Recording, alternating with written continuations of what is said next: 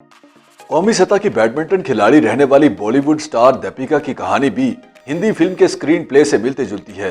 एक ऐसा screen play जिसमें एंट्री धमाकेदार है, लेकिन कहानी भी ढलान की तरफ जाने लगती है और जैसे ही फिल्म क्लाइमेक्स की तरफ बढ़ती है, स्क्रीन प्ले में जबरदस्त एनर्जी आने लगती है और फिर एक धमाकेदार री एंट्री होती है। लोगों ने पहली बार 18 साल दीपिका को टीवी पर लेरल साबन और क्लोजअप टूथपेस्ट के इश्तिहारात में बतौर एक मॉडल देखा। फिर अदाकारा ने हिंदी फिल्मों में तब धमाकेदार एंट्री की जब 2007 में शाहरुख खान के साथ वो फिल्म ओम शांति ओम में नजर आई, जिसमें वो बतौर शांति और सैंडी डबल रोल में थी। Piku, Chhapaak, Gehraiyaan, Padmaavat, Happy New Year, Chennai Express, गुज़श्ता 10 सालों में दीपिका ने हर तरह की फिल्में और किरदार अदा किए और खुद को साबित किया, लेकिन उनकी ये कामयाबी धीमी आंच पर हांडी में पकाई जाने वाली खीर की तरह है, जो आहिस्ता आहिस्ता उबलती है और फिर इसकी मिठास को तहलील कर देती है। चनाचे चंद फिल्मों के अलावा 2008 और 2012 के दरमियान दीपिका ने कुछ ऐसी फिल्में भी की जिसके बाद उनकी फिल्म की चॉइस पर सवाल उठने लगे, लेकिन अपनी मेहनत, लगन और पेशा वाराना रवैये की वजह से दीपिका ने जबरदस्त कमबैक किया, बिल्कुल एक ऐसे खिलाड़ी की तरह जो मैच में अच्छी शुरुआत करता है, लेकिन उसके सामने रुकावटें आती रहती हैं और दौड़ में पीछे रह जाता है, लेकिन कभी हार नहीं मानता। दीपिका भी उसी खिलाड़ी की तरह है। दीपिका वाकई एक खिलाड़ी हैं। 5 जनवरी 1986 को डेनमार्क के दारुल हुकूमत कोपेनहेगन में पैदा होने वाली दीपिका पादुकोण कौमी सतह की बैडमिंटन खिलाड़ी रह चुकी हैं, लेकिन इस खिलाड़ी की तरबियत उसके फिल्मी करियर में भी नजर आती है, खास तौर पर उस वक्त जब उन्होंने नाकामी का दौर भी देखा हो।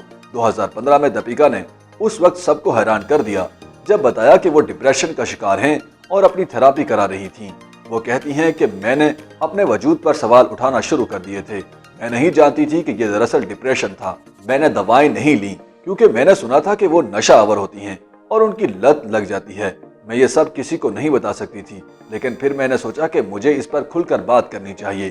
दीपिका का सियासत में तो कभी दखल नहीं रहा, लेकिन सन 2020 में जवाहरलाल नेहरू यूनिवर्सिटी के तनाज़े के बाद जब वो यूनिवर्सिटी के तलबा से मिलने गई तो बहुत से लोगों ने उसे एक तरह का सियासी कदम करार दिया। इस पर कुछ ने दीपिका की हिम्मत की तारीफ की तो कुछ ने एहतजाज भी किया। दीपिका सवाल उठाने वालों को जवाब देना भी जानती हैं।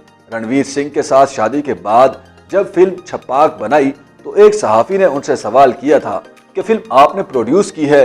अगर देखा जाए तो रणवीर सिंह भी प्रोड्यूसर बन गए हैं क्योंकि घर का ही पेशा है, जिसके जवाब में दीपिका ने कहा था कि सॉरी सर, ये मेरा पेशा है।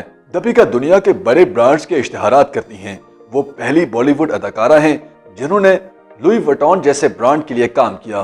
2018 में वो टाइम की सबसे ज्यादा बाअसर लोगों की फहरिस्त में और 2022 में 100 टाइम इम्पैक्ट की फहरिस्त में शामिल थीं। दीपिका पादुकोण आज कांस फिल्म फेस्टिवल में पहुंच गई हैं। यहाँ तो दीपिका का वही डायलॉग याद आता है कि मैं अपनी जिंदगी के हर सीन में एक स्टार हूँ। YouTube पर गूगली न्यूज देखने के लिए youtube.com की सर्च बार में गूगली न्यूज टीवी टाइप करें। गूगली न्यूज के पेज पर सुर्ख रंग के सब्सक्रिप्शन वाले बटन पर क्लिक करना ना भूलिए। YouTube पेज पर अपलोड होने वाली वीडियोस से बाखबर रहने के लिए बेल आइकन पर क्लिक कीजिए। आपको हर नई वीडियो के बारे में नोटिफिकेशन मौसूल हो जाएगा।